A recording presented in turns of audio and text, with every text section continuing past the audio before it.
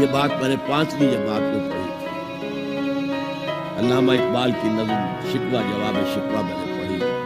بانگ درا مجھے میرے بڑے بھائی صاحب نے بھیجی تھی۔ ایک شعر تو وہ ہے بانگ درا کا جو میرے تحت شعور میں کہیں چپک گیا تھا اور میری پوری زندگی کو اس نے مجھ پر ڈالا۔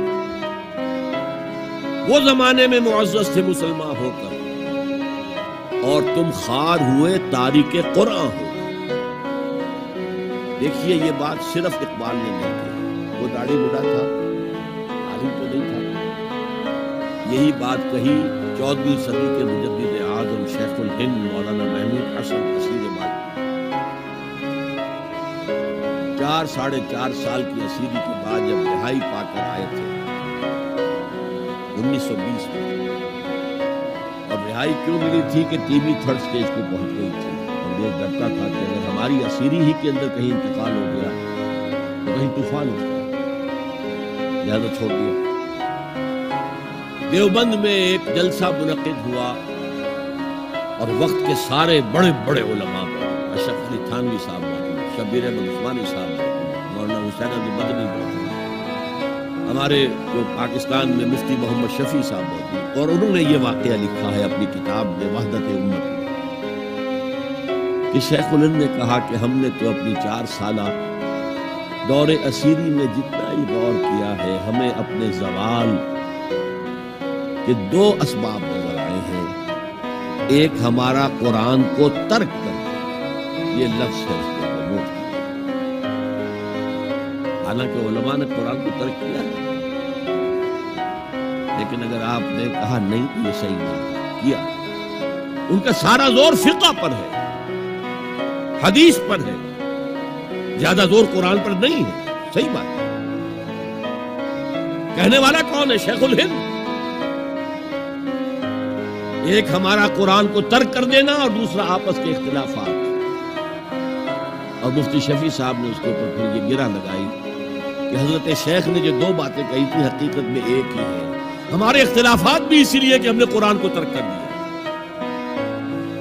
یہ ہے ایک شعر جو میرے ذہن میں چپک گیا تھا کہ قرآن سے اللہ نے جو ایک مناسبت دی، ذہنی قلبی، اللہ کا شکر ہے، اللہ کا فضل ہے۔ دوسرا شعر وہ ہے کہ وقت فرصت ہے کہاں، کام ابھی باقی ہے، نور توحید کا اتمام ابھی باقی ہے۔ پورے کرہ ارضی جب تک کہ توحید سے جلوگر نہ ہو جائے اور اسلام کا ڈنکا نہ بن جائے، اس وقت تک حضور کا مشن مکمل نہیں۔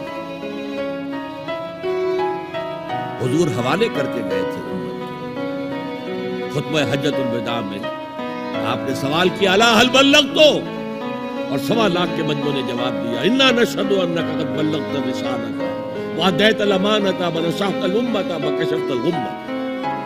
حضور اب گواہ، آپ نے حق رسالت ادا کر دیا، حق امانت ادا کر دیا، مسلمانوں کی خیر خواہی کا حق ادا کر دیا، امت کی خیر خواہی کا، اور گمراہی کے پردے چاک کر دیے۔ 3 دفعہ حضور نے سوال کیا، 3 دفعہ جواب دے کر پھر آسمان کی طرف نگاہ اٹھائی اور انگشت شہادت سے اشارہ کیا اور پھر لوگوں کی طرف اللہم اشہد، اللہم اشہد، اللہم اشہد، اے اللہ تو بھی گواہ رہے، یہ مان رہے ہیں کہ میں نے پہنچا دیا۔ اسے میں کہا کرتا ہوں سائی آف ریلیف۔ کندھوں پر ایک بہت بڑا بھاری بوجھ آ گیا، بہت بڑی امانت تھی قرآن، اس کے پہنچانے پر کیا کیا تکلیفیں اٹھائی۔ پاگل کہے گئے، مجنون کہے گئے، شاعر کہے گئے، ساحر کہے گئے، مسحور کہے گئے، کیا نہیں کہے گئے۔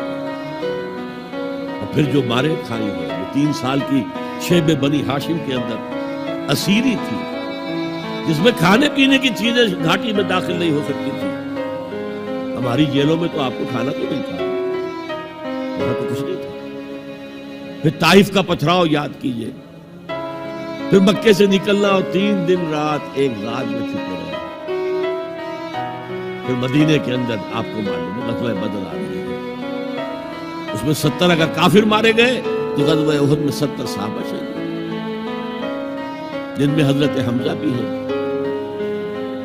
3 رشتے ہیں حضرت حمزہ سے، چچا بھتیجا، سب کو بس یہی معلوم ہے چچا بھتیجا، خالہ زاد بھائی، دودھ شریک بھائی، اور عربوں میں دودھ شریک بھائی حقیقی بھائی کے طور پر ہوتا تھا۔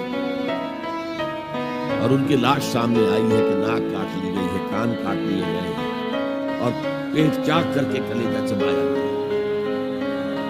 یہ سارے بوجھ اٹھا کر اگر وہ حق تبلیغ ادا ہو گیا، اہلا یہ مان رہے، تو بھی گواہ۔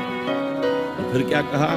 فَلْيُبَلِّغِ الشَّاهِدُ الْغَائِبُ، اب جو یہاں موجود ہیں ان کا فرض ہے کہ ان کو پہنچائیں جو یہاں نہیں، اور یہ ابد الآباد تک کے لیے، قیامت تک کے لیے۔ انا آخر المرسلین وانتم آخر الامم، میں آخری رسول ہوں، تم آخری امت ہو۔